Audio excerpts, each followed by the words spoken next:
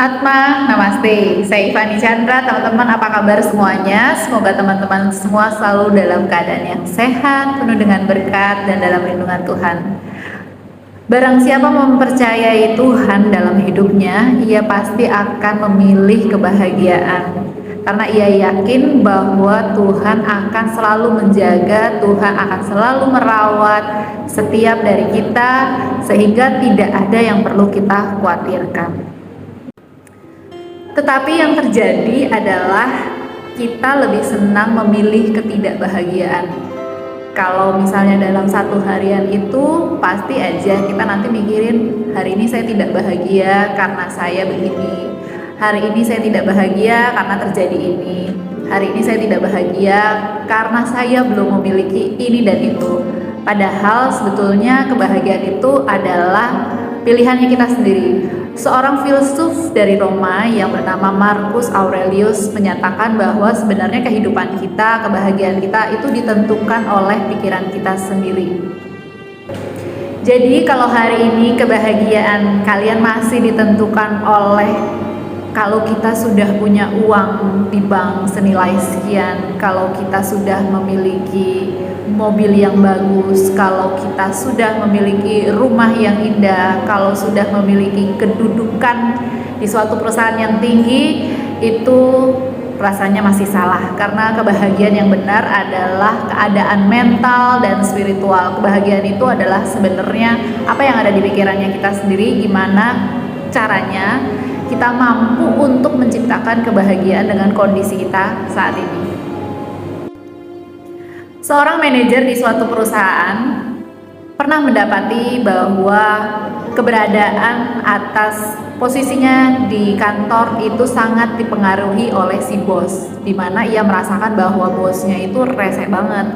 Bosnya itu sering sekali pending bonus-bonusnya. Bos tidak suka dengan pekerjaannya dan ia merasa bahwa seandainya si bos ini tidak ada di kantornya tersebut, tentunya ia dapat bekerja dengan baik, tentunya karirnya itu bakalan menanjak dengan drastis. Tetapi pada suatu pagi ia berpikir kayaknya ia harus merubah semua apa yang ia pikirkan. Akhirnya atas saran seorang teman, si manajer ini berpikir bahwa saya ganti deh strateginya. Akhirnya ia memutuskan setiap pagi ia melakukan berbicara dengan pikiran bawah sadarnya, yaitu ia mengatakan bahwa hari ini saya akan bekerja dengan baik, atasan saya akan menyukai pekerjaan saya akan menyelesaikan semua pekerjaan saya dengan baik, dan prestasi yang saya buat di kantor akan mendatangkan bonus yang besar. Dan itulah yang selalu ia lakukan setiap pagi, ya, dengan kata-kata yang ia buat, ya, tentunya. Sampai pada suatu hari ternyata si bos yang ia bilang rese ini akhirnya memanggilnya ke kantor dan menyatakan bahwa ia dapat bonus sekaligus mendapatkan kenaikan jabatan karena si bos ini jadi suka sama dia. Nah, dari sini kita bisa berpikir bahwa sebenarnya kebahagiaan itu datang pada diri kita sendiri. Ketika kita berhasil memanage pikiran kita dan bekerja dengan baik, ya, dalam kasus ini akhirnya vibrasinya itu dapat, sehingga di kantor itu bisa tercipta suasana kerja yang positif, si bos juga positif, dan semuanya positif. Nah, teman-teman, bagaimana kalau seandainya ia tetap membenci si bosnya ini? Akhirnya pekerjaan mungkin saja bisa dia malahan dipecat karena ia sangat tidak suka dengan pekerjaannya dan prestasi kerjanya jadi jelek. Jadi kita bisa tahu, ya, di sini bahwa pikiran bawah sadar kita harus memilih bahagia. Orang yang paling bahagia adalah orang yang mampu menerapkan dan mendatangkan yang paling baik untuk dirinya sendiri. Kebahagiaan dan kebajikan itu saling melengkapi. Apa yang baik belum tentu bahagia, tetapi apa yang bahagia biasanya paling baik untuk diri kita sendiri. Tebarkanlah lebih banyak cinta kasih, kedamaian untuk sesama dan untuk diri kita sendiri, maka kita akan menjadi orang yang paling bahagia. Epictetus, seorang filsuf Yunani, menyatakan suatu ide untuk membuat kita bahagia. Ia mengatakan bahwa ketika kita bangun pagi, siang, dan malam, bagaimana caranya membuat batin kita tenang agar kita bisa bahagia? Lakukanlah, anggaplah semua yang di luar dari diri kita, anggaplah semua kepunyaan kita adalah bukan milik kita, tetapi persembahkanlah semua untuk Tuhan. Lain lagi menurut William James pada abad ke-19 yang menemukan bahwa batin bawah sadar memiliki keajaiban yang luar biasa, karena batin bawah sadar ini bisa mengatasi semua masalah yang ada dalam diri kita masing-masing, mempunyai solusi yang tidak terbatas atas permasalahannya kita apapun juga.